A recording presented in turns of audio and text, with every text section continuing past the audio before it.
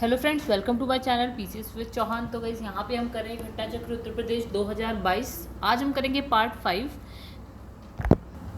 उससे पहले गाइस, अगर आप घटना चक्र के अन्य सब्जेक्ट देखना चाहते हैं तो मेरे जो चैनल है PCS with Chauhan and for all government exams, तो उसकी जब आप प्लेलिस्ट में जाएंगे दोस्तों तो आप देख पाएंगे। जैसे कि अभी हम कर रहे हैं यूपी स्पेशल दृष्टि घटना चक्र हो चुकी है हमारी, एक पार्ट रह गया है। और उसके बाद हमारे पास है वर्ल्ड ज्योग्राफी जो हमारी चल रही है, फिलहाल अभी रुकी हुई है। अगर आप जनरल हिंदी करना चाहें तो कर सकते हैं। देन यहाँ पे है आपकी पॉलिटी भी है, आपके पास इंडियन ज्योग्राफी, ये सारी कंप्लीट हो चुकी है, सारी घटना चक्र की है विद एक्सप्लेनेशन। ठीक है, मॉडर्न हिस्ट्री आपके पास, एंशियंट हिस्ट्री है, फिजिक्स है, ये अभी इतने सब्जेक्ट मैं करवा चुकी हूँ एक्सप्लेनेशन के साथ। खाली रीड मैंने नहीं किया। अगर दोस्तों आपको देखनी हो ये सारी वीडियोस तो देख सकते हैं। और अगर आपको पसंद है तो प्लीज़ वीडियो को लाइक करिएगा एंड चैनल को अभी तक सब्सक्राइब नहीं किया है तो सब्सक्राइब कर लीजिएगा गाइस एंड शेयर करिएगा अपने दोस्तों में जो भी ये सब पढ़ना चाहते हैं। एंड कमेंट करके जरूर बताइएगा अगर आपको वीडियो अच्छी लगे तो। चलिए फिर स्टार्ट करते हैं जहाँ तक हम पहले कर चुके थे उससे आगे। तो गाइस इसमें हम देख लेते हैं कि हमारे पास क्या क्या टॉपिक्स जो हम कवर कर चुके हैं और क्या क्या टॉपिक्स हैं जिसे हमें कवर करना है। तो आप देख सकते हैं दोस्तों, फिलहाल अभी हम पेज नंबर 91 पे पहुंच चुके हैं और ये सारे टॉपिक्स हमारे कवर हो चुके हैं। और उसके बाद धीरे धीरे हम पहुंच गए गाइस, यहाँ कहीं हम पेज नंबर 91 पे हैं, कृषि से रिलेटेड चल रहा है हमारा। ठीक है, यहाँ पे हम कहीं, और उसके बाद अब ज़्यादा नहीं, बहुत कम से टॉपिक बचे हैं और कंप्लीट हो जाएगी बुक। चलिए फिर फटाफट हम लोग क्या करते हैं, स्टार्ट करते हैं। तो ये वाला ये पार्ट हो चुका है वैसे। चलिए यहाँ पे क्या लिखा है, यहाँ लिखा है कृषि संबंधित अन्य प्रमुख तथ्य। चलिए इसकी बात करते हैं। तो यहाँ पे क्या लिखा है कि उत्तर प्रदेश भौगोलिक विस्तार की दृष्टि से देश का चौथा सबसे बड़ा राज्य है, जिसका क्षेत्रफल कितना है 2,40,900 कुछ 28 वर्ग किलोमीटर है, जो देश के कुल क्षेत्रफल का कितना प्रतिशत लेता है 7.3%। कितना लेता है 7.3% लेता है। ठीक है, चलिए आगे बढ़ते हैं। इसमें लिखा है वर्षा भूभाग मृदा की विशेषता के आधार पर प्रदेश में 9 विभिन्न कृषि जलवायु क्षेत्र हैं। इस राज्य की जलवायु क्या है गाइस, यहाँ पे लिखा है देखिए, उपोष्ण कटिबंधीय और खेती के अनुकूल है, मतलब अच्छी है, खेती कर सकते हैं यहाँ पे आप। प्रदेश के लोगों की आजीविका का मुख्य स्रोत क्या है, आपके पास कृषि है और लगभग 66% आबादी खेती और इसका जो सहायक गतिविधियों से आजीविका कमाती है। ठीक है, नेक्स्ट इसमें लिखा है कि कृषि गणना 2011-12 के अनुसार प्रदेश में कुल जोतों में 1 हेक्टेयर से कम आकार वाले जोतों का प्रतिशत कितना है आपके पास 79.5% है। ठीक है, जो कि 2015-16 में जो बढ़कर जो है 80.2% हो गया। ओके, तो इसमें नेक्स्ट लिखा है कि प्रदेश में जोतों का औसत आकार घटता जा रहा है और वर्ष 2001 एवं 2011 की जनगणना अनुसार, देखिए 10-10 साल पे जनगणना होती है, अभी हम जो देखेंगे बाद में आएगी तो 2021 आएगी, 2001, 2011, 2021। ठीक है, कि जनगणना अनुसार प्रदेश के कुल कर्मकारों में कृषकों का प्रतिशत कितना है 41.1% से जो है घटकर जो है 29% हो गया है। ठीक है, जबकि कृषि श्रमिकों का जो प्रतिशत 24.8 से बढ़कर 30.3% हो गया है। इसे कृषि विकास हेतु अच्छा संकेतक नहीं माना जाएगा। मतलब ये है कि आप कृषि पे जो जितने लोग हैं कृषि के लिए जितने लोगों की आवश्यकता है उससे ज़्यादा इस पर काम कर रहे हैं, इसलिए ये चाहते हैं कि कृषि पे जो लोग हैं जो कृषि कर रहे हैं वो थोड़ा कम हो जाए तो वो बेटर है। ठीक है, अब लिखा है प्रदेश का अब ये मैं ऐसा क्यों कह रही हूँ गाइस, अगर आपको एक एकड़ खेत को जोतना है तो एक आदमी अगर इनफ है तो उसमें 3 क्यों लगे। ठीक है, 2 लोग बेफिजूल में इसमें लगे हुए हैं, कहने को तो रोजगार कमा रहे हैं लेकिन उससे कुछ फ़ायदा नहीं है। ठीक है, अब यहाँ लिखा है प्रदेश का गेहूं और खाद्यान्न उत्पादन में प्रथम स्थान है, किंतु उत्पादकता की दृष्टि से प्रदेश की स्थिति देश के अन्य राज्यों में पीछे है। तो गेहूं और खाद्यान्न की बात हुई। फिर लिखा है प्रदेश में खाद्यान्न उपलब्धता आवश्यकता से अधिक है, किंतु दलहन और तिलहन की उपलब्धता आवश्यकता से क्रमशः 65.14% और 66.27% कम है। अब लिखा है कि मानव वन्य जीव संघर्ष को आपदा घोषित करने वाला उत्तर प्रदेश प्रथम राज्य है। तो ये हो गई इंपॉर्टेंट लाइन। फिर प्रभावी सुरक्षा व्यवस्था तथा प्रवर्तन के कारण राज्य में बाघों की संख्या वर्ष 2014 के 117 से बढ़कर 2018 में 173 हो गई, मतलब 117 से 173 बाघों की संख्या हो गई। गंगा नदी और उसकी सहायक नदियों के जल से राज्यों में गेहूं, मक्का, धान, आलू, गन्ना, दलहन, तिलहन और कई फसलें और सब्जियों की खेती की जाती है। प्रदेश में देश के लगभग 19.2% खाद्यान्न 2018-19, 10.8% फल 2017-18 और 15.4% सब्जियां 2017-18 का उत्पादन होता है। ठीक है, अब यहाँ लिखा है प्राथमिक उप क्षेत्रों की स्थायी भावों पर वृद्धि दर। तो इस यहाँ लिखा है 2014, देखिए वर्षवार वृद्धि दर प्रतिशत में। ठीक है, तो इसमें लिखा है 2014-15, 15-16, 16-17, इसी तरह 2019-20 तक है। ठीक है, यहाँ पे उपक्षेत्र लिखा है। तो गाइस यहाँ पे वृद्धि दर दिखाई गई है। तो जैसे कि ये 2000, जैसे इसमें लिखा है कृषि, वानिकी और मत्स्य, तो ये देखिए ये एक एक करके वृद्धि दिखाई गई है। ठीक है, ये 19-20 की है, ये डेटा आप खुद देख लीजिए। ठीक है, फसलों के लिए देखिए यहाँ पे लिख रखा है, फिर है पशुधन, वानिकी एवं लट्ठा बनाना, फिर है मत्स्य, जलीय कृषि, खनन उत्खनन, प्राथमिक क्षेत्र 1+6 को मिला दो तो ये हो गया प्राथमिक क्षेत्र, खनन उत्खनन, खनन और जो कृषि, वानिकी और मत्स्य, ये सारे मिला के गाइस क्या होते हैं, आपका जो प्राइमरी सेक्टर होता है ना, उसमें हम इसको लेते हैं। ठीक है, चलिए आगे बढ़ते हैं। अब इसमें लिखा है वर्ष 2018-19 में प्रमुख फसलों के योगदान में प्रदेश की स्थिति, उत्पादन लाख मीट्रिक टन में और उत्पादकता इसमें लिखा है क्विंटल पर हेक्टेयर में। राइट, तो गाइस इसमें देखिए लिखा है चावल, तो चावल का इसमें प्रदेश का क्रम अगर देखा जाए तो है इसमें 7वां। ठीक है, गेहूं के लिए यहाँ लिखा है 4 नंबर, दलहन के लिए द्वितीय, खाद्यान्न के लिए 6ठा और तिलहन के लिए 9वां। और गैस यहाँ उत्पादकता का है। ठीक है, लेकिन अगर हम उत्पादन की बात करें तो चावल का द्वितीय है, गेहूं जो है प्रथम स्थान पे है। अगर हम उत्पादन की बात करें तो उत्तर प्रदेश का स्थान प्रथम है, दलहन की बात करें तो तृतीय है, खाद्यान्न की बात करें तो प्रथम है हम, और तिलहन हम मतलब उत्तर प्रदेश, और तिलहन की बात करें तो 5वें स्थान पे है। मैं यूपी से हूँ। चलिए, अब यहाँ लिखा है पशुधन, दुग्ध विकास एवं मत्स्य, लिखा है पशु उत्पाद की प्रगति। ठीक है, लिखा है पशुधन कुक्कुट को छोड़कर। ठीक है, तो छोड़कर मतलब पशुधन के संदर्भ में उत्तर प्रदेश देश में प्रथम स्थान पर है। ठीक है, यहाँ देश के कुल पशुधन का 13.4% है, जबकि कुक्कुट के क्षेत्र में प्रदेश का योगदान कितना है 2.56% है। चलिए आगे बढ़ते हैं। तो यहाँ पे क्या लिखा है गाइस, यहाँ लिखा है दूध लाख मीट्रिक टन में। ठीक है, 2017-18 यहाँ पे लिखा है 290.52। राइट, तो यहाँ वर्ष 2018-19 का भी लिखा है और 2019-20 का भी लिखा है। देख सकते हैं आप, यहाँ से यहाँ पे वृद्धि हुई है और यहाँ से फिर यहाँ पे भी वृद्धि हुई है। तो 2019-20 318.20 क्या लाख मीट्रिक टन। अब यहाँ देखिए अंडा करोड़ संख्या में, करोड़ में बताया गई है। तो 2017-18 इतने करोड़, फिर इससे बढ़ गया 2018-19 में, और 19-20 में 310 करोड़ हो गया। ठीक है, अब आगे बढ़ जाते हैं। फिर यहाँ लिखा है ऊन 1000 किलोग्राम में, तो 2017-18 फिर इससे बढ़कर 2018-19 और 19-20 की अगर बात करें 1000, तो ये बराबर ही है गाइस 2018-19 और 19-20 में। ठीक है, 1316 किलोग्राम। राइट, अब यहाँ पे हम बात करेंगे मांस, क्या हजार गाइस ये क्या गाइस, इसमें ये मिलियन को दिखा रहा है या किसको दिखा रहा है गाइस, इसका मुझे आइडिया नहीं है, आप लोग एक बार सर्च कर लीजिएगा। ठीक है, उसमें 2017-18 का आंकड़ा दिया है, 2018-19 और 19-20 का आंकड़ा दिया है। ठीक है, तो 19-20 में देखिए औरों के मुकाबले क्या हो रहा है यहाँ पे कम। ठीक है, आगे बढ़ जाते हैं। तो इसमें लिखा है अन्य महत्वपूर्ण तथ्यों की बात कर लेते हैं। यहाँ पे लिखा है उत्तर प्रदेश में सर्वाधिक दूध देने वाली जो गाय है उसका नाम है साहिवाल गाय। राइट, भारत में सर्वाधिक दूध देने वाली गाय यहाँ पे है गिर गाय, भारत में, ये उत्तर प्रदेश की बात हुई है। और इसमें लिखा है विश्व में सर्वाधिक दूध देने वाली, विश्व में, तो इसमें लिखा है हेल्स्टीन फीजियन। राइट, और फिर है दूध की रानी, तो वो है सानेन बकरी। ओके, आगे बढ़ते हैं। तो यहाँ पे गाइस कुछ अन्य महत्वपूर्ण तथ्य हैं, उसको भी देख लेते हैं।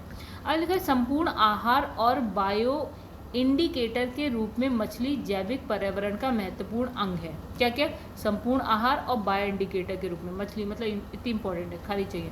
अब लिखा है कि मतलब आपका मन है खाएं तो खाएं, नहीं तो कोई बात नहीं। आज इसमें लिखा है भारतवर्ष में लगभग 2200 तथा उत्तर प्रदेश में गंगा नदी प्रणाली में मछलियों की लगभग 200 प्रजातियां पाई जाती हैं। ठीक है, विश्व में भारत का मत्स्य उत्पादन में द्वितीय स्थान है, झींगा में प्रथम। राइट, झींगा होता है। ठीक है। उसके बाद लिखा है जहां कुल मत्स्य उत्पादन का लगभग 6.30% उत्पादन होता है। आंध्र प्रदेश और वेस्ट बंगाल के पश्चात जो है मत्स्य उत्पादन में उत्तर प्रदेश का भारत में स्थान अगर बात करें तो तीसरा है। ठीक है। और फिर है भारत विश्व में सर्वाधिक दूध उत्पादक देश है। वही उत्तर प्रदेश भारत में सबसे ज़्यादा मतलब सर्वाधिक दूध उत्पादन करने वाला प्रदेश है। देश में दुग्ध उत्पादन वर्ष 2018-19 में 6.5% से बढ़कर क्या 18.77 करोड़ टन हो गया। ठीक है, हो गया। जबकि वर्ष 2017-18 में क्या है 17.63 करोड़ टन था, राइट। फिर उसके बाद इसमें लिखा है कि वर्ष 2018-19 में देश में दुग्ध की प्रति व्यक्ति उपलब्धता बढ़कर प्रतिदिन कितनी है 394 ग्राम हो गई। तो गाइस ये इंपॉर्टेंट है, ये वाला डेटा इसको जरूर याद रखिएगा। अब लिखा है प्रदेश में जनपद शाहजहाँपुर में शाहजहाँपुर महिला मिल्क यूनियन शमूल की स्थापना की गई, जिसे राष्ट्रीय डेयरी विकास बोर्ड द्वारा संचालित किया जा रहा है। चलिए अब यहाँ लिखा है उद्यान एवं खाद्य प्रसंस्करण।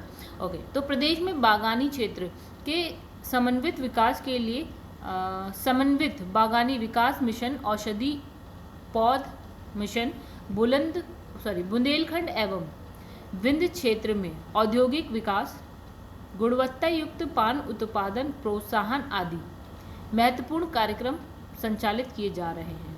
अब यहाँ लिखा है बागानी फसलों का उत्पादन 2017-18। तो यहाँ लिखा है आलू 1000 मीट्रिक टन में, राइट। तो इसमें लिखा है उत्तर प्रदेश में 1000 मीट्रिक टन में लिखा है कि 15,555 1000 मीट्रिक टन। फिर इसका योगदान कितना है पूरे भारत में 30.32%, राइट। फिर भारत में अगर हम बात करें तो ये रहा पूरा 51,310, ठीक है। और इसमें लिखा है आलू उत्पादन में प्रथम 3 राज्य कौन कौन से। पहले नंबर पे है उत्तर प्रदेश, दूसरे नंबर पे है वेस्ट बंगाल और तीसरे नंबर पे है बिहार। अब यहाँ आम की बात कर लेते हैं 1000 मीट्रिक टन में। तो उत्पादन में देखिए फर्स्ट नंबर पे कौन सा है उत्तर प्रदेश, सेकंड नंबर पे आम सबसे ज़्यादा आपको आंध्र प्रदेश में मिलेगा, देन बिहार में मिलेगा। भारत में आप देख सकते हैं कितने 1000 मीट्रिक टन है, उत्तर प्रदेश में कितना होता है, यानी कि उत्तर प्रदेश का योगदान पूरे भारत में है 20.86% आम उत्तर प्रदेश में होते हैं, ठीक है। अब इसमें लिखा है अमरूद की बात यहाँ पे देख लीजिएगा। इस तो फर्स्ट सेकंड और थर्ड नंबर पे देखें तो उत्तर प्रदेश है, मध्य प्रदेश है, देन बिहार है, ठीक है। और उत्तर प्रदेश में जो अमरूद का योगदान है पूरे भारत में अगर देखा जाए तो है वो 22.90%। आइए यहाँ पे भी महत्वपूर्ण तथ्य देख लेते हैं क्या है आखिर। लिखा है वर्ष 2020-21 में औद्यानिक विकास एवं क्या है खाद्य प्रसंस्करण कार्यक्रम हेतु 812.61 करोड़ रुपए का बजट प्रावधान किया गया है, जो प्रदेश सरकार के कुल बजट का कितना है आपका 0.16% है। प्रदेश में औद्यानिक विकास और खाद्य प्रसंस्करण कार्यक्रम हेतु वर्ष 2019-20 में 579.37 करोड़ रुपए का व्यय किया गया। 2017-18 में आलू आम अमरूद उत्पादन में उत्तर प्रदेश का जो देश में स्थान है वो है प्रथम। कौन कौन सा है, आलू आम अमरूद, ओके। फिर है प्रदेश सरकार के प्रयासों के फलस्वरूप प्रदेश में बागानी फसलों के उत्पादन में वृद्धि हो रही है, ठीक है। तो इसमें लिखा है कि वर्ष 2017-18 में प्रदेश में कुल 10,539.77 हज़ार मीट्रिक टन फल का उत्पादन हुआ है, जो भारत में कुल उत्पादन का कितना है 10.8% है। वर्ष 2017-18 में प्रदेश में कुल 28,316.45 हज़ार मीट्रिक टन सब्जी उत्पादन हुआ है, जो भारत के कुल उत्पादन का 15.36% है। सब्जी उत्पादन में प्रदेश का देश में जो स्थान है वो है प्रथम। चलिए आगे बढ़ते हैं। लिखा है फल उत्पादन में प्रदेश का अंशदान वर्ष 2017-18। तो गाइस यहाँ पे जैसे आप देख सकते हैं यहाँ लिखा है आंध्र प्रदेश के बारे में, ठीक है। इतने 1000 मीट्रिक टन है। कुल उत्पादन में प्रदेश का प्रतिशत कितना है आपका 15.63% है। अब यहाँ महाराष्ट्र का दे रखा है तो इसमें कितना है आपका 12.05% है। और यहाँ गुजरात का दे रखा है 9.24% है। और यहाँ उत्तर प्रदेश का दे रखा है 10.82% है, ठीक है। तो आप क्या देख पा रहे हैं कि फर्स्ट सबसे ज़्यादा इसका है, दूसरे नंबर महाराष्ट्र का, तीसरे नंबर पे है आपका उत्तर प्रदेश एंड चौथे नंबर पे आप देख पा रहे हैं गुजरात। चलिए आगे बढ़े। तो यहाँ सब्जी उत्पादन में जो है प्रदेश का अंशदान देख लीजिए। तो उत्तर प्रदेश 15.36% के साथ है और मध्य प्रदेश जो है 9.52% उत्पादन हो रहा है सब्जी का। वेस्ट बंगाल में 15% का हो रहा है और यहाँ पे बिहार में लिखा है गाइस 8.60%, राइट। तो सबसे ज़्यादा कहाँ है? उत्तर प्रदेश में। सेकंड नंबर पे यहाँ वेस्ट बंगाल लिखा है, थर्ड नंबर पे आपका ये लिखा है Madhya Pradesh, and fourth number पे है बिहार। चलिए, अब यहाँ लिखा है सेवा क्षेत्र की बात कर लेते हैं। अर्थव्यवस्था के 3 क्षेत्र यानी कि प्राथमिक, द्वितीयक और तृतीयक क्षेत्र के अंतर्गत जो तीसरा वाला क्षेत्र होता है ना, वो सकल राज्य मूलवर्धन यानी कि GSVA से सबसे बड़ा योगदान है। मतलब GSVA में सबसे बड़ा योगदान तृतीयक क्षेत्र का होता है, यानी कि टर्सी सेक्टर का होता है।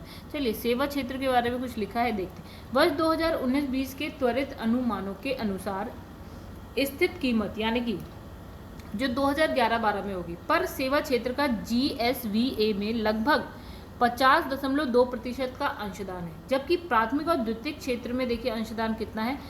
प्राइमरी और सेकेंडरी सेक्टर में है आपका 23% और 26.8%, और टर्शियरी सेक्टर यानी कि सेवा क्षेत्र में है 50.2%। अब मैं लिखा वर्ष 2018-19 और 19-20 में इस क्षेत्र में वृद्धि दर क्रमशः कितनी रही है? 7.6% और 7.7% रही है। प्रचलित चालू कीमतों पर प्रदेश के सकल मूल्य वर्धन में सेवा क्षेत्र का योगदान 2011-12 में 45.5%, जो बढ़कर 19-20 में कितना हो गया है? 49.7%। ये चालू कीमतों पर, राइट। ये आपका स्थिर कीमतों पे है, ये आपका चालू कीमतों पे अभी बताया इसने।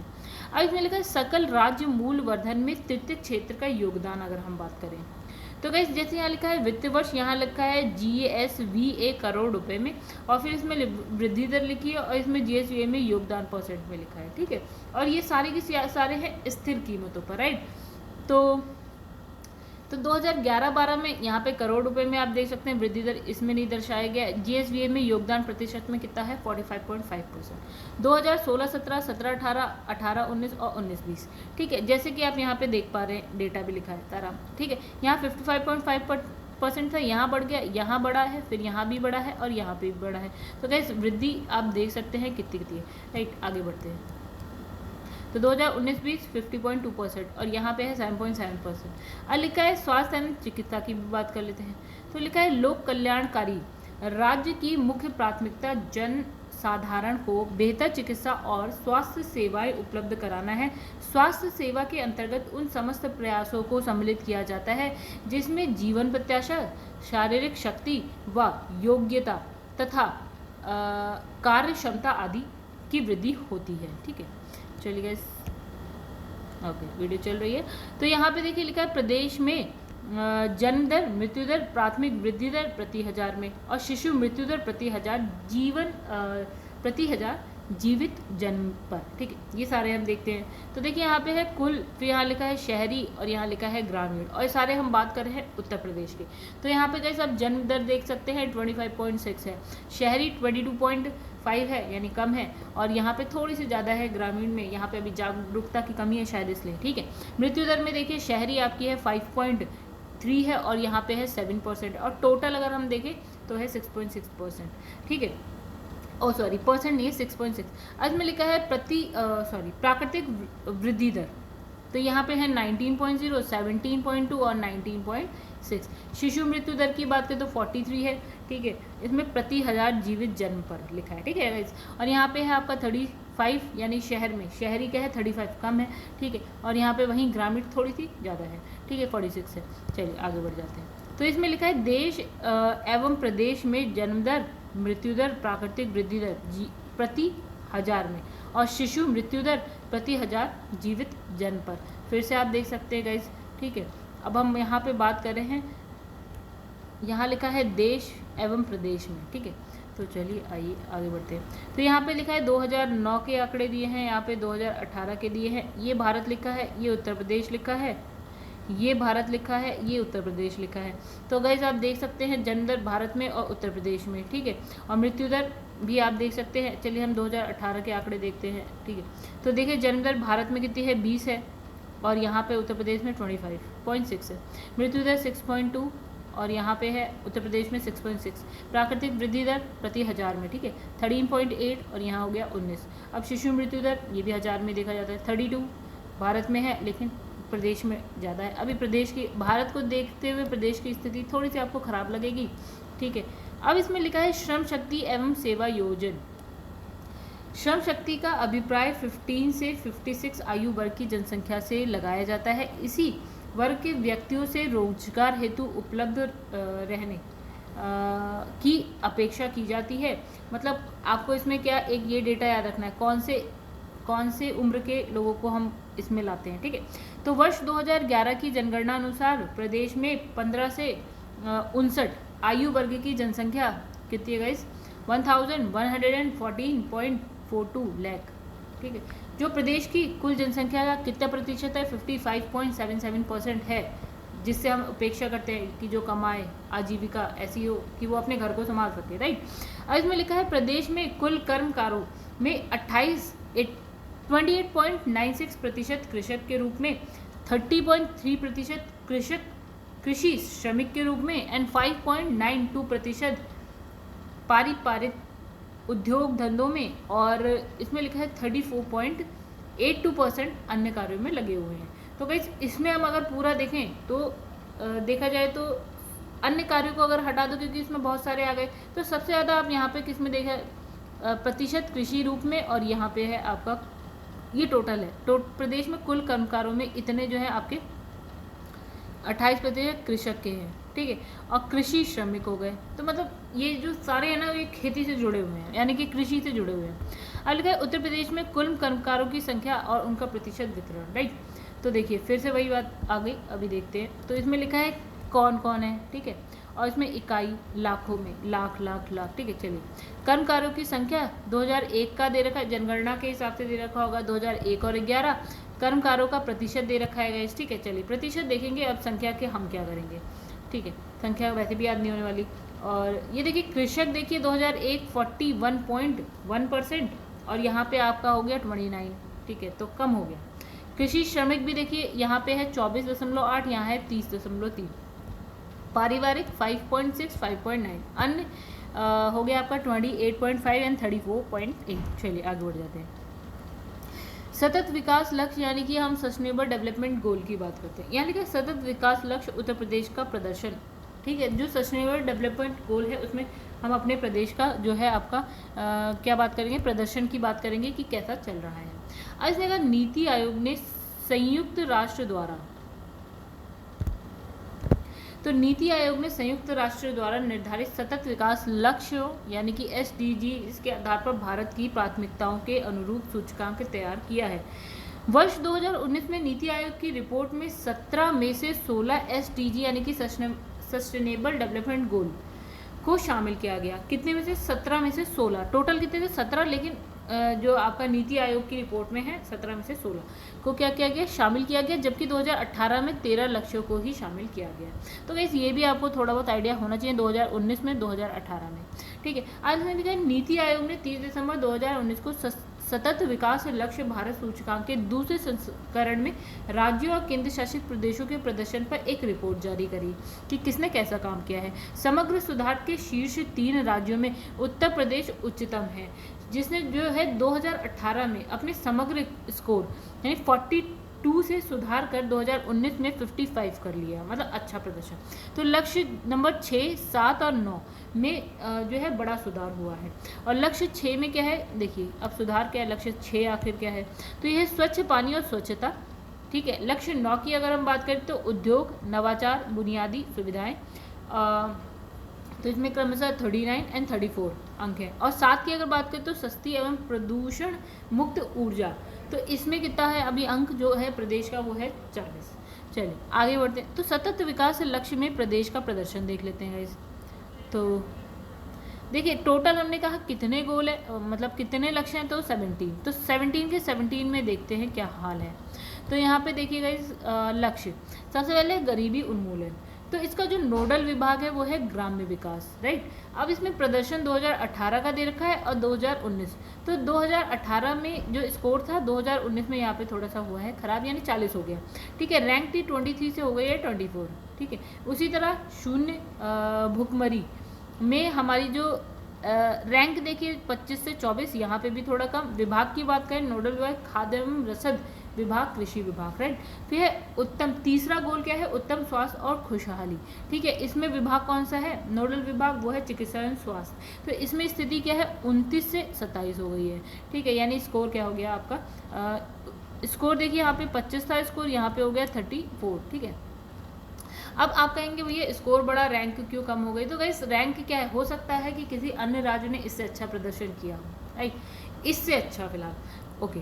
अब इसमें लिखा है गुणवत्तापूर्ण शिक्षा, इसका नोडल एजेंसी हो गया बेसिक माध्यमिक शिक्षा। तो यहाँ पे रैंक कितनी है 2019 में आपकी है 22, ठीक है। और यहाँ लैंगिक समानता, तो यहाँ पे स्थिति खराब हुई होगी ऑब्वियसली। महिला कल्याण, इसमें नोडल विभाग है। तो यहाँ पे लिखा है स्वच्छ जल एवं स्वच्छता, सिंचाई, ग्राम्य विकास एवं पंचायती राज। तो गाइस इसमें भी आप यहाँ पे आंकड़े देख सकते हैं, ठीक है। अब यहाँ पे हो गई है रैंक 2 पे है, यानी कुछ अच्छा है यहाँ पे। हमने कहा था तीन क्षेत्रों में अच्छा है, इस वाले में 6 सस्टेनेबल गोल नंबर 7 और 9 में, इन तीनों में अच्छा है, ठीक है। तो देखिए इसमें जो आपका सस्ती एवं प्रदूषण मुक्त ऊर्जा 19वें रैंक पर है, और इसमें लिखा है इसका विभाग भी देख लीजिए ऊर्जा, और इसमें स्वच्छ जल स्वच्छता का विभाग हमने देख लिया, ठीक है। इसमें लिखा है उत्कृष्ट कार्य और आर्थिक वृद्धि। तो इसमें जो विभाग है नोडल विभाग वो है सूक्ष्म लघु एवं मध्यम उद्योग, रैंक है 19।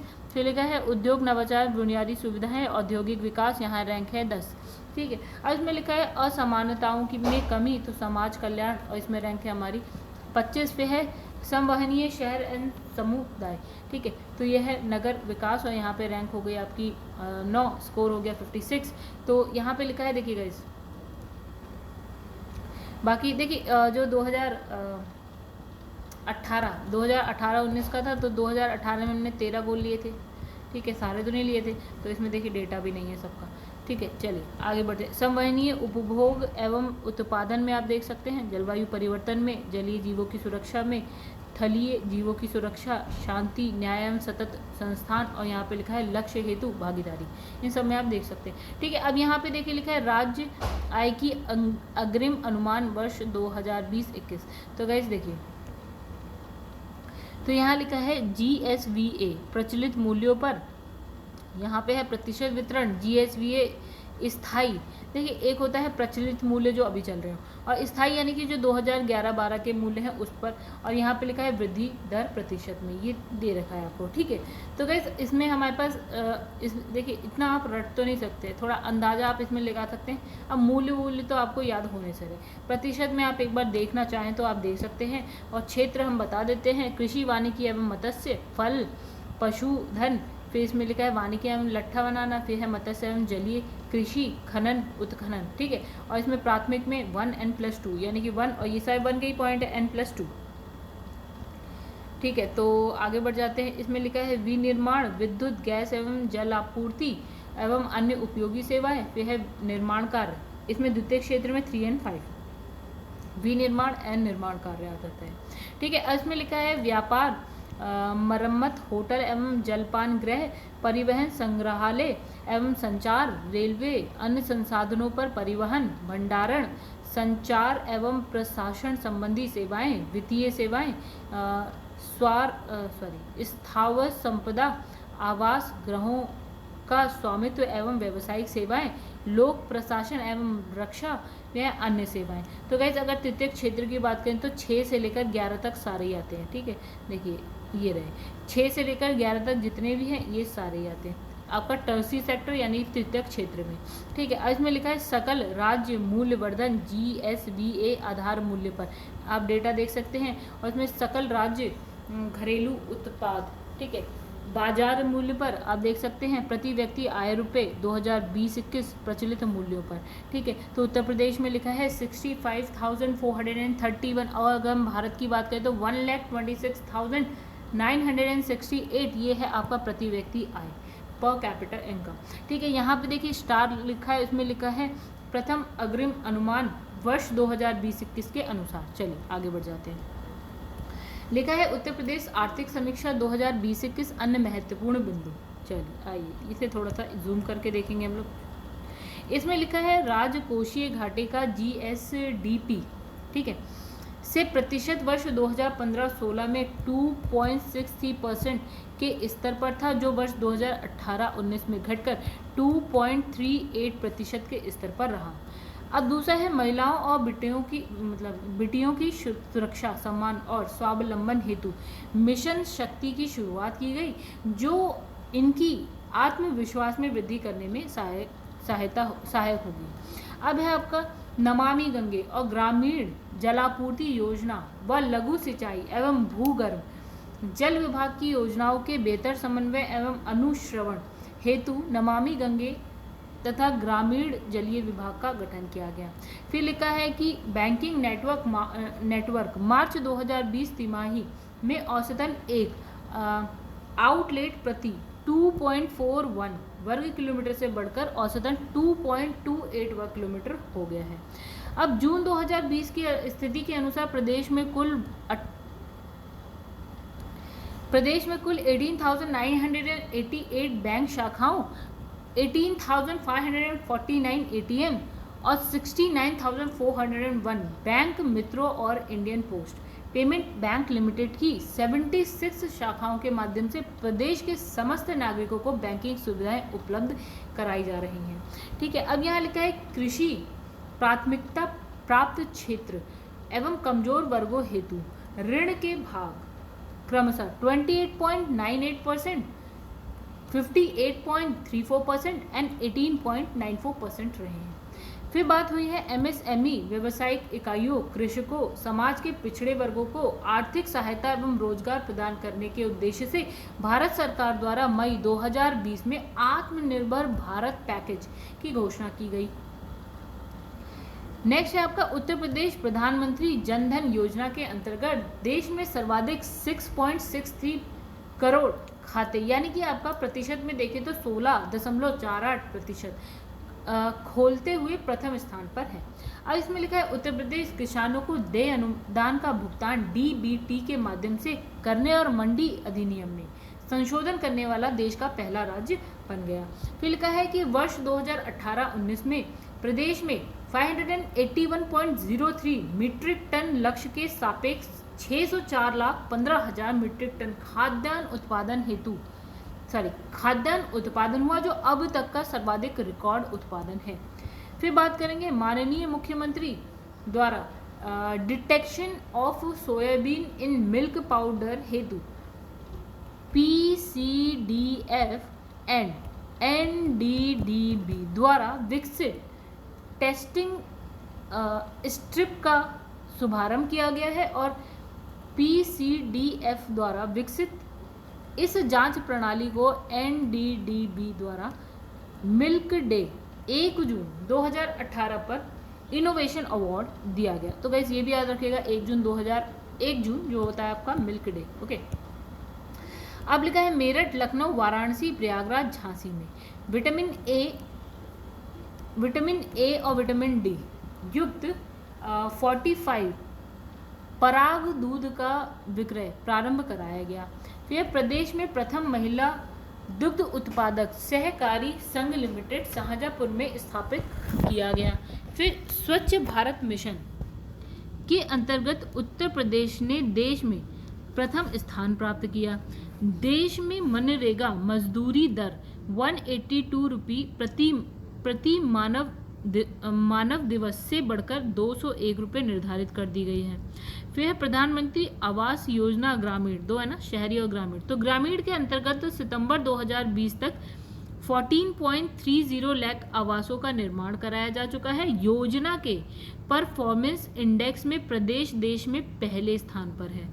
फिर मुख्यमंत्री आवास योजना ग्रामीण पूर्णतः राज्य सहायतित योजना है। ठीक है, इसके अंतर्गत वित्त वर्ष 2018-19 में कुल 16,700 और 19-20 में 34,040 लाभार्थियों को जो है लाभान्वित कराया गया है, मतलब इनको आवास प्रोवाइड कराए गए हैं।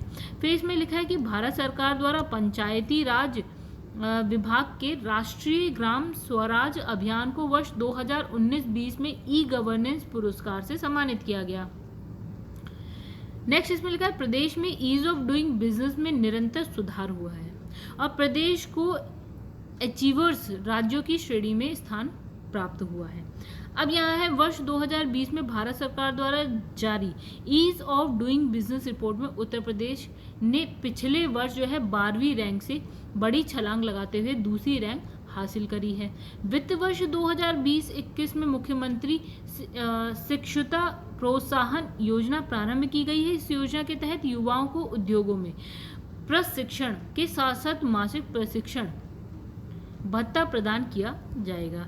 फिर लिखा है उत्तर प्रदेश सरकार ने उत्तर प्रदेश सूक्ष्म लघु और मध्यम उद्यम अधिनियम में बड़ा बदलाव करते हुए उत्तर प्रदेश सूक्ष्म लघु मध्यम उद्यम अब स्थापना एवं संचालन सरलीकरण अधिनियम 2020 लागू किया है। इसके अंतर्गत उद्यमी को निर्धारित प्रारूप पर प्रपत्र भरकर जिला उद्योग और उद्यम प्रोत्साहन केंद्र में जमा करने होंगे तथा 1000 दिवस की अवधि तक किसी भी लाइसेंस की आवश्यकता नहीं होगी। चलिए आगे बढ़ जाते हैं। तो यहाँ नेक्स्ट लिखा है औद्योगिक क्रियाकलापों को पुनः पटरी पर लाने हेतु उत्तर प्रदेश सरकार द्वारा उत्तर प्रदेश कतिपय श्रम विधियों से अस्थायी छूट अध्यादेश 2020 लाया गया है। इस अध्यादेश में समस्त कारखानों और विनिर्माण अधिष्ठानों को उत्तर प्रदेश में लागू श्रम अधिनियमों से 3 वर्ष की छूट प्रदान किए जाने का प्रावधान है।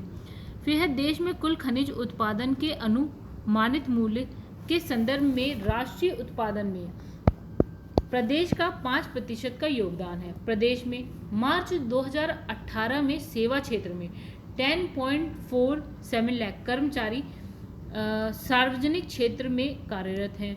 ठीक है, अब है निजी क्षेत्र में सौर ऊर्जा से विद्युत उत्पादन परियोजनाओं की अधिष्ठापना के उद्देश्य से प्रदेश सरकार द्वारा सौर ऊर्जा नीति 2017 प्रख्यापित की गई है। यह बुंदेलखंड एक्सप्रेस वे चित्रकूट में भरतपुर के निकट झांसी मिर्जापुर राष्ट्रीय राजमार्ग से शुरू होकर इटावा में आगरा लखनऊ एक्सप्रेस वे पे समाप्त होगा। फिर लिखा है विश्वकर्मा सॉफ्टवेयर के माध्यम से निर्माण कार्य संबंधी पूरी प्रक्रिया पेपरलेस करने हेतु सभी अनुमोदन ऑनलाइन प्रदान किए जाएंगे। ठीक है, अब लिखा है प्रदेश के ऐसे खिलाड़ी जिन्हें खेलों में राष्ट्रीय या अंतर्राष्ट्रीय स्तर पर प्रदेश की प्रतिष्ठा बढ़ाई है, उनके घर ग्राम तक मार्ग के निर्माण मरम्मत हेतु मेजर ध्यानचंद पद योजना चलाई जा रही है। भारत सरकार के सोलर पार्क योजनागत प्रदेश के जनपद जालौन, कानपुर देहात, मिर्जापुर, प्रयागराज में कुल 440 मेगावाट के सोलर पार्क विकसित किए जा रहे हैं। प्रदेश में पर्यटन को बढ़ावा देने, निजी उद्यमियों को निवेश की सुगमता और पर्यटन उद्योग में नई ऊंचाइयों पर पहुंचने हेतु उत्तर प्रदेश पर्यटन नीति 2018 लागू की गई है। अब लिखा है कुंभ 2019 प्रयागराज में 2394.70 लाख भारतीय और 10.30 लाख विदेशी सहित कुल जो है आपका 2405 लाख भ्रमण स्थानार्थ आए, जो प्रदेश के लिए बड़ी उपलब्धि रही। नेक्स्ट यहाँ पे लिखा वर्ष 2019 में घरेलू पर्यटकों की 87.96% वृद्धि के साथ ही विदेशी पर्यटकों की संख्या 22.50% की वृद्धि देखी गई। फिर इसमें लिखा है हेरिटेज आर्क यात्राओं को आगरा, लखनऊ, वाराणसी क्षेत्रों में और इसके चारों ओर स्थित मनोहारी स्थलों की यात्रा कराता है।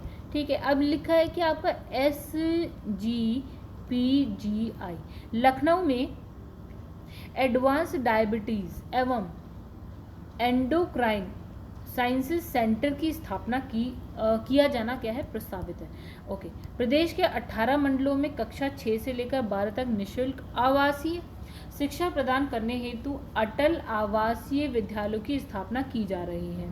प्रदेश सरकार ने वर्ष 2019-20 में बच्चों के चिन्हीकरण, पंजीकरण, नामांकन हेतु नवीन कार्यक्रम शारदा स्कूल हर दिन आए, ठीक है, प्रारंभ किया है। फिर सरकार के प्रयासों के परिणाम स्वरूप मातृ मृत्यु दर में सबसे ज़्यादा 30% गिरावट लाने के लिए प्रदेश को भारत सरकार की तरफ से MMR अवार्ड से पुरस्कृत किया गया है। फिर सामाजिक सुरक्षा और कल्याण पर वर्ष 2020-21 आय व्यय अनुमान में कुल चालू व्यय एवं पूंजीगत व्यय सरकार के कुल चालू व्यय एवं पूंजीगत व्यय का क्रमशः 8.7% एंड 2.2% रहा है। वर्ष 2018-19 वास्तविक अनुमान में सामाजिक सुरक्षा और कल्याण पर कुल चालू व्यय, पूंजीगत व्यय, सरकार के कुल चालू और पूंजीगत व्यय का क्रमशः 7.5% एंड 0.9% रहा है। फिर इसमें लिखा है कुष्ठ रोग के कारण दिव्यांग हुए दिव्यांगजन को 2500 रुपीज़ प्रति माह प्रति लाभार्थी की दर से अनुदान वह दिया जाता है। फिर है गौरैया व अन्य पक्षियों के प्रति जागरूकता उत्पन्न करने हेतु प्रत्येक वर्ष 20 मार्च को विश्व गौरैया दिवस, ठीक है, तो हमें क्या याद रखना है, 20 मार्च को विश्व गौरैया दिवस के रूप में मनाया जाता है। चलिए गाइस, तो यहाँ पे आगे बढ़ जाते हैं हम लोग। लिखा है उत्तर प्रदेश की कुल योजनाएं, नीतियाँ, प्रमुख योजनाएं, ठीक है। अब यहाँ हम बात करेंगे उत्तर प्रदेश मुख्यमंत्री बाल सेवा योजना। अब देखिए इसकी घोषणा की बात करते हैं तो 29 मई 2021 को मुख्यमंत्री योगी आदित्यनाथ द्वारा आवश्यकता कोविड-19 महामारी के कारण निराश्रित हुए बच्चों के भरण पोषण और शिक्षा एवं सुरक्षा के लिए पात्र की बात करें तो 0 से 18 वर्ष के आयु वर्ग वाले वे बच्चे जो उत्तर प्रदेश के मूल निवासी थे, मतलब हैं, सॉरी। लिखा है वित्तीय सहायता की बात करें तो सरकार द्वारा बच्चों के वयस्क होने तक उनके अभिभावक को प्रति माह 4000 रुपये की वित्तीय सहायता देने का प्रावधान। तो गाइस यहाँ लिखा है उत्तर प्रदेश मुख्यमंत्री बाल सेवा योजना। चलिए देखें इसमें क्या कहानी है। तो इसमें मुख्य तत्वों की बात कर ले तो इसमें लिखा है योजनागत परिवार की वार्षिक आय सीमा जो है 2 लाख रुपए निर्धारित, जिसे जून 2021 में बढ़ाकर जो है 3 लाख रुपए कर दिया। ओके, नेक्स्ट इसमें लिखा है 10 वर्ष से कम आयु के वे बच्चे जिनके अभिभावक नहीं हैं को प्रदेश सरकार द्वारा भारत सरकार की सहायता से राजकीय बालगृह में देखरेख के लिए रखा जाएगा। अनाथ हुए बच्चे और बच्चियों को भारत सरकार द्वारा संचालित तक कस्तूरबा गांधी बालिका विद्यालयों, आवासीय, राजकीय बालगृह आदि में कक्षा 12 तक मुफ्त शिक्षा व्यवस्था, ठीक है। आगे बढ़ जाते हैं। यहाँ लाभ की बात करते हैं ऐसे बच्चे जिनके माता या पिता वह विधिक अभिभावक, आय अर्जित करने वाले अभिभावक की मृत्यु 1 मार्च 2020 के बाद कोविड-19 के कारण हुई हो, उसको ये लाभ मिलेगा। तो यह निराश्रित बालिकाओं की 18 वर्ष की आयु के पश्चात शादी हेतु प्रदेश सरकार 1,01,000 रुपये प्रदान करने की व्यवस्था करेगी।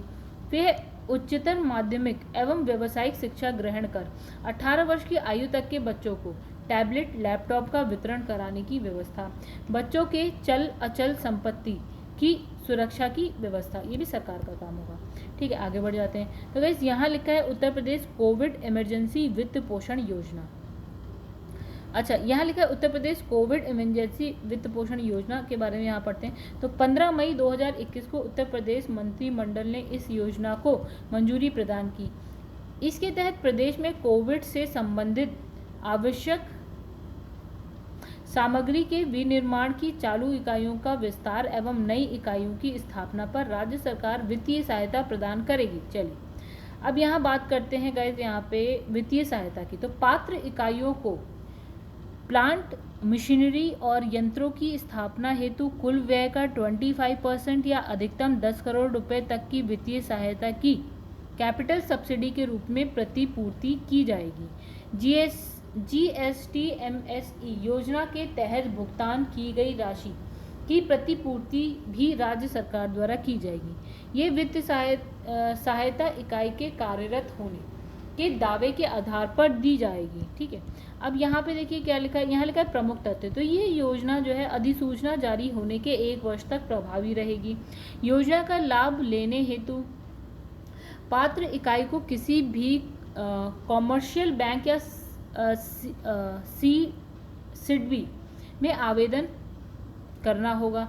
पात्र इकाइयों के लिए रिवॉल्विंग फंड का निर्माण और उन्हें उत्तर प्रदेश सूक्ष्म लघु मध्यम उद्यम अधिनियम 2020 के अंतर्गत 72 आवर्स में NOC प्रदान करेगा।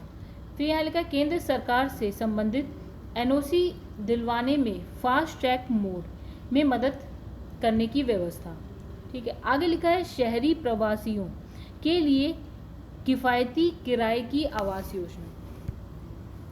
तो गाइस यहाँ पे लिखा है जो इसका शुभारंभ हुआ है वो हुआ है 26 मार्च 2021।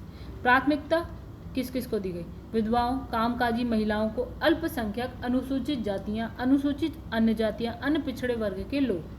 ठीक है, अब यहाँ लिखा है आवश्यकता, छात्रों, शहरों में रहने वाले गरीब लोगों और शहरी प्रवासियों हेतु किफ़ायती किराए के आवास और परिसर उपलब्ध कराने हेतु। फिर यहाँ लिखा है प्रमुख तथ्य, तो लाभार्थियों के लिए किराए का आवास परिसरों के निर्माण, संचालन और रख रखाव के लिए निजी सार्वजनिक संस्थाओं की भागीदारी को बढ़ावा देने हेतु प्रधानमंत्री आवास योजना शहरी के तहत लागू की जाएगी। ठीक है, चलिए आगे बढ़ जाते हैं। फिर इसमें लिखा है कि मुख्यमंत्री प्रवासी श्रमिक उद्यमिता विकास योजना। ठीक है, तो यहाँ पे लिखा है कि उद्देश्य क्या है? कोरोना महामारी के कारण देश में लागू लॉकडाउन के फलस्वरूप विभिन्न प्रदेशों से वापस आए श्रमिकों एवं कामगारों को रोजगार एवं स्वरोजगार उपलब्ध कराना। तो बजट 2021-22 की बात करें तो उत्तर प्रदेश राज्य सरकार द्वारा 100 करोड़ रुपए का इसमें प्रावधान किया गया है। प्रमुख तत्व की बात करें तो इसमें लिखा है स्वरोजगार स्थापित करने के लिए ग्रामीण श्रमिक महिलाओं को 10 लाख रुपए तक की ऋण सहायता राशि बिना किसी ब्याज के प्रदान करने की व्यवस्था। तो वहीं पुरुष श्रमिकों को 4% की ब्याज दर पर 10 लाख रुपए तक का ऋण प्रदान करने की व्यवस्था। 4% भी गाइस बहुत कम है। ठीक है, आज में लिखा है मुख्यमंत्री सक्षम सुपोषण योजना। ठीक है, तो गाइस इसमें देखिए लिखा है इसकी घोषणा बजट 2021-22 में की गई, क्रियान्वयन वर्ष 2021-22 से होगा। आवश्यकता क्या है इसमें? महिलाओं और बच्चों में कुपोषण की समस्या से निपटने के लिए। ठीक है, अब इसमें मुख्य तत्व की बात कर लें तो इसमें अच्छा यहाँ पे देखिए क्या लिखा है, बजट आवंटन कितना? बजट 2021-22 में 100 करोड़ रुपए। ठीक है, अब इसमें लिखा है मुख्य तथ्य की बात करें तो ड्राई राशन के साथ साथ आंगनबाड़ी केंद्रों पर पंजीकृत 6 माह से 8 वर्ष तक के चिन्हित कुपोषित बच्चों एवं एनीमिया ग्रस्त 11 से 14 वर्ष की स्कूल न जाने वाली किशोरी बालिकाओं को अतिरिक्त पोषण प्रदान करने की व्यवस्था। मुख्यमंत्री शिक्षुता प्रोत्साहन योजना। ठीक है, तो इसमें घोषणा 18 फरवरी 2020 को उत्तर प्रदेश सरकार द्वारा राज्य बजट 2020-21 में की गई। उद्देश्य प्रदेश के युवाओं को उद्योगों एवं MSME इकाइयों में ऑन जॉब प्रशिक्षण प्रदान करने हेतु उन्हें निश्चित अवधि के लिए रोजगार से जोड़ना हो गया। ठीक है, आवश्यकता की बात करें तो युवाओं को रोजगार एवं स्वरोजगार से जोड़ने हेतु प्रशिक्षण भत्ता की बात करें तो युवाओं को उद्योगों में प्रशिक्षण के साथ साथ प्रतिमाह 2500 रुपये की धनराशि यानी केंद्रांश एवं राज्यांश की बात करें तो इसमें है 1500 1000, राइट। केंद्र और राज्य की अगर बात करें उनके अंश की बात करें तो इसमें लिखा है कि मुख्यमंत्री कृषक दुर्घटना कल्याण योजना। तो ये देखिए इसका पूरा नाम क्या है? मुख्यमंत्री कृषक दुर्घटना बीमा योजना। प्रभावी हुई 14 सितंबर 2019 से, शुभारंभ 21 जनवरी 2020 को उत्तर प्रदेश सरकार द्वारा। एंड यहाँ पे लिखा है आपका संचालन जिलाधिकारियों के माध्यम से। आवश्यकता राज्य के कृषकों की दुर्घटना वश मृत्यु और दिव्यांगता की स्थिति में इन योजनाओं के प्रस्ताव को मंजूरी दी गई। अब यहाँ पे लिखा है पात्रता, तो किसान और उनकी पत्नी, पुत्र पुत्री, पौत्र पोत्री के साथ ही बटाईदार भी पात्र होंगे। फिर योजनागत 18 से 70 वर्ष तक की आयु के किसान पात्र होंगे। फिर वित्त पोषण की बात करें तो 100% ये राज्य सरकार, मतलब जितना भी पैसा है वो राज्य सरकार दे रही है। आज मिलकर 2020-21 हेतु जो है आपका 50 करोड़ रुपए और 21-22 में 50 नहीं गई यहाँ 500 करोड़ और 21-22 में 600 करोड़ रुपए का आवंटन ये बजट में किया गया। ठीक है, आगे बढ़ जाते हैं। मुख्यमंत्री कृषक दुर्घटना कल्याण योजना के प्रमुख तथ्य। इसमें लिखा है कृषक की दुर्घटनावश मृत्यु दिव्यांगता होने की दशा में उनकी विधवा वारिसों स्वयं कृषक को सामाजिक सुरक्षा के लिए अधिकतम 5 लाख रुपए प्रदान करने का प्रावधान। ठीक है, दूसरा इसमें लिखा है इसके अलावा किसान अथवा उसके परिवार की 60% से अधिक दिव्यांगता की स्थिति में 2 लाख रुपए की राशि देने का प्रावधान। अब लिखा है योजना का आच्छादन बढ़ाते हुए पात्रता की श्रेणी में रखे गए अन्य व्यक्ति यानी कि खातेदार, सह खातेदार किसान के परिवार के कमाऊ सदस्य, ऐसे भूमिहीन व्यक्ति जो पट्टे से प्राप्त भूमि पर अथवा बटाई पर खेती करते हों। ठीक है, अब यहाँ पे देखिए एक है आपका पावर लूम बुनकरों को सब्सिडी योजना। ठीक है, तो गाइस यहाँ स्वीकृति हो गई आपकी 3 दिसंबर 2019 को उत्तर प्रदेश सरकार द्वारा। फिर यहाँ विशेषताओं की बात करें तो इसमें छोटे पावर लून यानी कि 0.5 अश्व शक्ति तक को प्रतिमा 120 यूनिट और बड़े पावर लूम यानी कि 1 अश्व शक्ति तक को प्रतिमा 240 यूनिट और 3.50 रुपये प्रति यूनिट की दर से सब्सिडी प्रदान करने की व्यवस्था की गई। और इसमें नोट में लिखा है कि जून 2006 में बुनकरों को फ्लैट रेट पर विद्युत आपूर्ति कराए जाने की योजना शुरू की गई थी। चलिए नेक्स्ट पेज पे आ जाते हैं। यहाँ लिखा है मुख्यमंत्री पर्यटन संवर्धन योजना। तो 21 जनवरी 2020 को उत्तर प्रदेश सरकार द्वारा इस योजना के क्रियान्वयन हेतु प्रक्रिया निर्धारित करने से संबंधित प्रस्ताव को मंजूरी प्रदान की गई। तो यहाँ लिखा है मुख्यमंत्री पर्यटन संवर्धन योजना। ठीक है, तो गाइस यहाँ पे आगे बढ़ जाते हैं। तो देखिए यहाँ लिखा है पर्यटन केंद्र का चयन संबंधित विधायक और जिलाधिकारी की संतति के अनुसार। ठीक है, बजट की बात करें तो बजट में 2021-22 के कितने रुपए आवंटित किए गए, तो 200 करोड़ रुपए। ठीक है, इसकी चलिए यहाँ पे और देख लेते हैं। तो इसमें वित्तीय देखिए तो पर्यटन विभाग, विधायक निधि एंड CSR निधि से प्राप्त धनराशि द्वारा। ठीक है, और इसमें योजना की देखभाल तो स्थानीय निकाय, ग्राम पंचायत अथवा प्रबंध समिति के गठन करके। ठीक है, अब इसमें विशेषताओं की बात करें तो उत्तर प्रदेश में स्थित महत्वपूर्ण धार्मिक, आध्यात्मिक, प्राचीन, सांस्कृतिक आदि स्थलों का सतत विकास एवं संवर्धन करना, प्रत्येक विधानसभा क्षेत्र में स्थित एक पर्यटन स्थल को विकसित करना। ठीक है, अब इसमें लिखा है बाबा साहेब अम्बेडकर रोजगार प्रोत्साहन योजना। ठीक है, इसमें देखें क्या लिखा है इस, तो यहाँ लिखा है कि 11 नवंबर 2019 को उत्तर प्रदेश सरकार द्वारा ग्राम विकास विभाग द्वारा संचालित अम्बेडकर विशेष रोजगार योजना का नाम परिवर्तित कर बाबा साहेब अम्बेडकर रोजगार प्रोत्साहन योजना रखे जाने हेतु मंजूरी प्रदान की गई। चलिए अब इसमें देख लेते हैं इसका लाभ। जिनके परिवार को समस्त स्रोतों से वार्षिक आय 2 लाख रुपए से अधिक ना हो। ठीक है, मतलब 2 लाख से कम जिसकी वार्षिक आय हो। ठीक है, इसका उद्देश्य देखिए क्या लिखा है, ग्रामीण क्षेत्रों में नव युवकों को उद्यमिता की ओर उन्मुख करना, फिर स्थानीय संसाधनों को विकसित कर सतत रोजगार उपलब्ध कराना, ग्रामीण आबादी का शहरी क्षेत्रों की ओर पलायन रोकना। ठीक है, और सभी जाति, वर्ग, धर्म के लोगों को इससे लाभ दिलाना। ठीक है, आगे बढ़ जाते हैं। तो इसमें लिखा है ऋण अनुदान, तो SC/ST दिव्यांगों को प्रति इकाई लागत का 35% अनुदान, अधिकतम 70,000 रुपये जो भी कम हो, तथा अधिकतम सामान्य जाति को 25% अथवा 50,000 रुपये जो भी कम हो ऋण अनुदान प्रदान करने का प्रावधान। फिर इसमें नोट लिखा है, वो भी पढ़ लें हम लोग। तो अन्य किसी योजना और मुद्रा योजना, प्रधानमंत्री रोजगार योजना इत्यादि के अंतर्गत ऋण प्राप्त लाभार्थी इस योजना हेतु पात्र नहीं होंगे।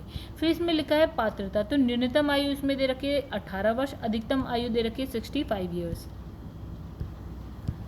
चलिए आगे बढ़ जाते हैं। इसमें लिखा है मदरसा आधुनिकीकरण योजना। चलिए ये भी देखते हैं क्या है। तो इसमें लिखा है 11 नवंबर 2019 को उत्तर प्रदेश सरकार द्वारा इस योजना को भारत सरकार द्वारा निर्गत दिशा निर्देशों के अनुसार नवीनतम नाम क्या, scheme for providing education in Madrasa SPIM के अंतर्गत प्रदेश में आच्छादित मदरसों को केंद्रांश 60% तथा 40% राज्यांश के अनुसार व्यय भार निर्धारित करने का निर्णय लिया गया।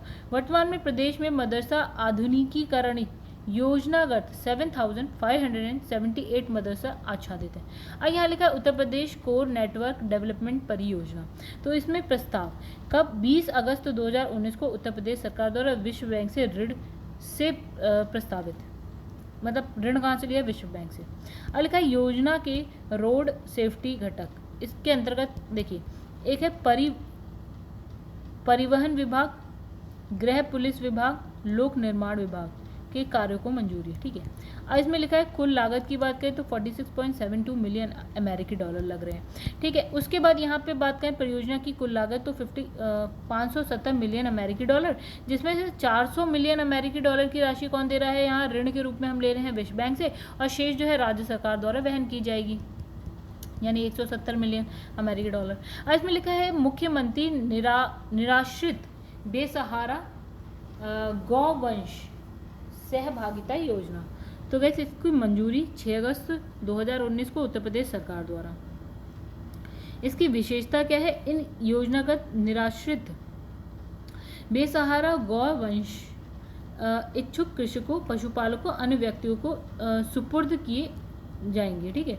अब इसमें लिखा है प्रमुख तथ्य की बात करें तो योजना के क्रियान्वयन हेतु प्रथम चरण में 1 लाख गौवंश को सुपुर्द किए जाने का प्रस्ताव। प्रथम चरण हेतु व्यय अनुमान कितना है आपका 1 अरब 9 करोड़ 50 लाख रुपए। फिर उसके बाद है जिलाधिकारियों द्वारा ऐसे इच्छुक कृषकों, पशुपालकों, अन्य व्यक्तियों को 30 रुपये प्रति गौवंश प्रतिदिन की दर से भरण पोषण हेतु धनराशि बैंक खाते में प्रति माह जो है आपका हस्तांतरित यानी डीबीटी प्रक्रिया से की जाएगी, ठीक है। 30 रुपये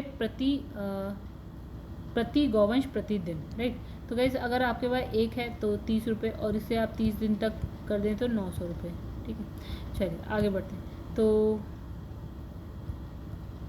इसमें लिखा है वृद्धावस्था पेंशन योजना, तो इसका निर्णय, तो इसमें 11 जून 2019 को उत्तर प्रदेश सरकार द्वारा प्रदत्त वृद्धावस्था पेंशन राशि की वृद्धि। इसमें लिखा है इसमें संचालन, तो राष्ट्रीय समाज सहायता कार्यक्रम के अंतर्गत पात्र 60 से लेकर 79 वर्ष की आयु वाले जो है वृद्धजन पेंशन राशि 400 रुपये से बढ़ाकर 500 रुपये कर दी गई, जिसमें 300 रुपये राज्य देगा और 200 रुपये कौन देगा, केंद्र सरकार की तरफ से आएंगे।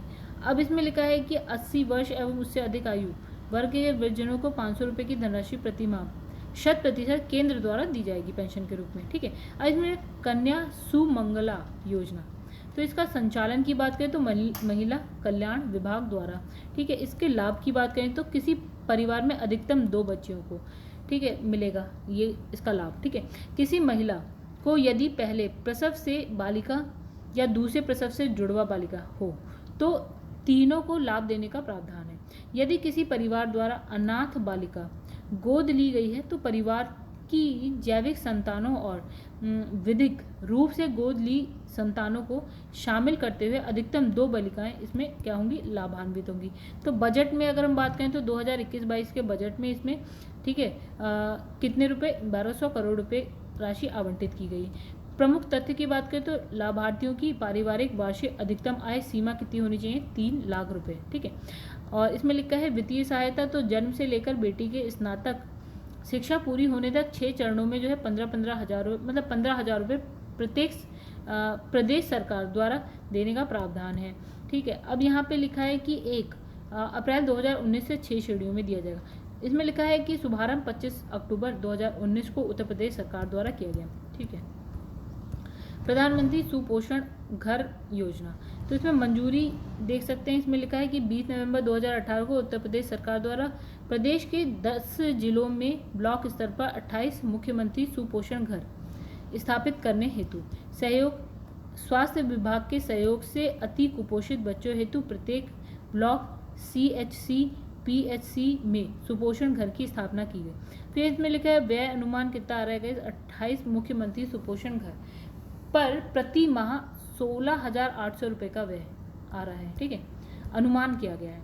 और इसमें लिखा है कि पायलट प्रोजेक्ट के रूप में मुख्यमंत्री सुपोषण घर योजना के रूप में चयनित आकांक्षात्मक जिलों की अगर बात करें तो चित्रकूट, चंदौली, फतेहपुर, सिद्धार्थनगर, सोनभद्र, बहराइच, श्रावस्ती, सीतापुर एवं गोंडा।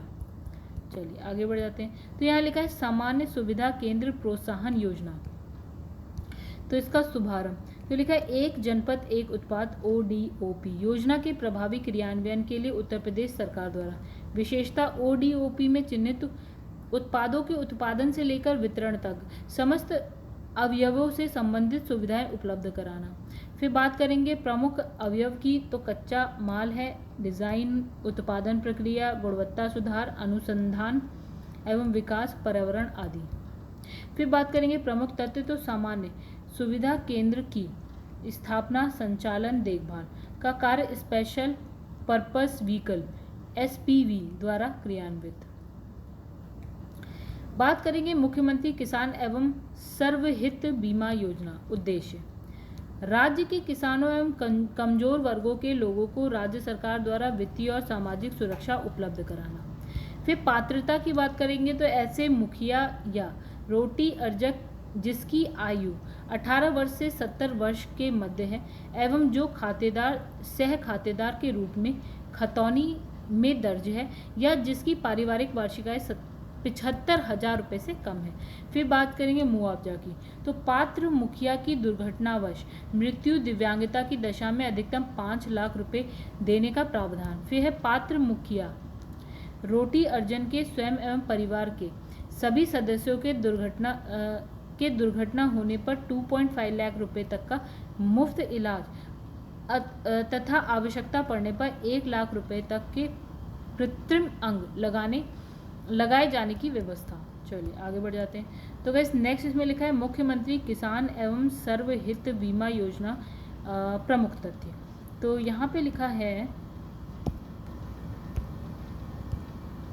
यहाँ लिखा है पात्र परिवार के सदस्यों की दुर्घटना पर नजदीकी चिकित्सालय में 25,000 रुपये तक प्राथमिक इलाज कराने की सुविधा प्रतिपूर्ति बीमा कंपनी द्वारा। राइट। फिर इसमें लिखा है the New India Insurance Company limited.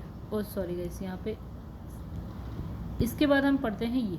तो इसमें लिखा है BPL परिवार भी योजना के पात्र, आय प्रमाण पत्र देने की आवश्यकता नहीं है। अब चलिए इसमें क्या लिखा है, यहाँ पे संबंधित बीमा कंपनी की बात करें तो एक हो गया the New India Insurance Company limited, national insurance Company limited. फिर यहाँ पे बात करेंगे United India Insurance Company limited, the oriental insurance Company limited. अब यह है मुख्यमंत्री किसान एवं सर्वहित बीमा योजना के तहत शामिल प्रमुख दुर्घटनाएं। इसमें लिखा है रेल, रोड, वायुयान से दुर्घटना, किसी भी टकराव, गिरने के कारण चोट, गैस रिसाव, बिच्छू, नेवला, कुत्ते के काटने से मरना, फिर भूकंप, आकाशीय बिजली आदि से दुर्घटना, फिर है गैस सिलेंडर फटने के कारण विस्फोट, विषाक्तता, किसी भी प्रकार के हाथ पैर कट जाना, फिर जलाना, डूबना, बाढ़ में बह जाना, जंगली जानवरों के आक्रमण। मुख्यमंत्री स्वरोजगार योजना की बात करते हैं। आवश्यकता शिक्षित युवा बेरोजगारों को स्वरोजगार स्थापित करने हेतु उत्तर प्रदेश सरकार द्वारा। फिर बात करेंगे उद्देश्य, तो बेरोजगार युवकों या युवतियों को तो उद्योग क्षेत्र की इकाई स्थापित करने हेतु 25 लाख रुपए तक का ऋण और सेवा क्षेत्र या कंप्यूटर केंद्र, टेंट हाउस आदि खोलने हेतु 10 लाख रुपए तक का ऋण। पात्रता इसमें लिखी है कि आयु है 18 से 10 वर्ष के मध्य, न्यूनतम शैक्षिक योग्यता हाई स्कूल होनी चाहिए।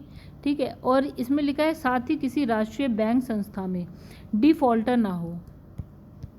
विशेषता ऋण प्राप्त करने में कम परियोजना लागत की इकाई को प्राथमिकता देना।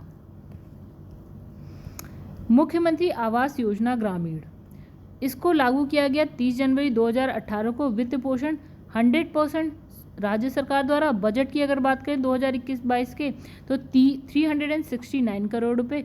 और इसकी पात्रता की बात करेंगे इस तो इसमें लिखा है गांव में निवास करने वाले छत विहीन, आश्रय विहीन वे परिवार जो कालाजार से प्रभावित हो। फिर है जापानी इंसेफेलाइटिस से प्रभावित।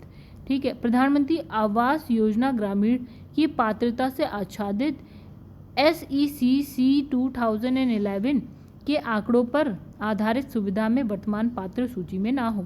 ठीक है। अब बात करेंगे मुख्यमंत्री आवास योजना ग्रामीण प्रमुख तथ्य। तो आवास का क्षेत्रफल 25 वर्ग मीटर इसमें रसोई भी शामिल तथा आवास की लागत राशि जो है प्रति आवास जो है सामान्य क्षेत्र में 1.20 लाख और नक्सल प्रभावित क्षेत्र में 1.30 लाख रुपए।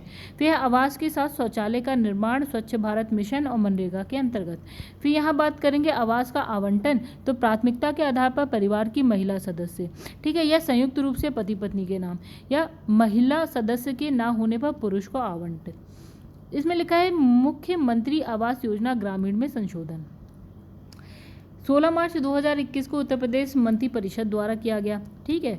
और फिर इसमें लिखा है संशोधन हेतु पात्रता सहरिया कोल थारू श्रेणी के पात्र निर्धन लाभार्थियों को शामिल किया गया। फिर इसमें विशेषता की बात करें तो इसमें लिखा है आवास विहीन या कच्चे जर्जर आवासों में निवास कर रहे थारू सहरिया कोल समुदाय के गरीब परिवारों को पक्के मकान उपलब्ध कराना। फिर है मुख्यमंत्री व्यापारी दुर्घटना बीमा योजना। तो 29 मई 2018 को उत्तर प्रदेश सरकार द्वारा वाणिज्य कर विभाग में पंजीकृत व्यापारियों के लिए लागू इस योजना के तहत प्रदत्त राशि को 5 लाख रुपए से बढ़ाकर 10 लाख रुपए किए जाने की स्वीकृति प्रदान की। तो इसमें लिखा बढ़ी हुई बीमा की राशि 27 अक्टूबर 2017 से प्रभावी। पूर्ण नाम इसका क्या है? जोखिम जीवन व्यक्तिगत दुर्घटना बीमा योजना। विशेषता की बात करें तो दुर्घटना में मृत्यु होने की स्थिति में व्यापारियों द्वारा नामित व्यक्ति अथवा उनके परिवारों को बीमा राशि प्रदान।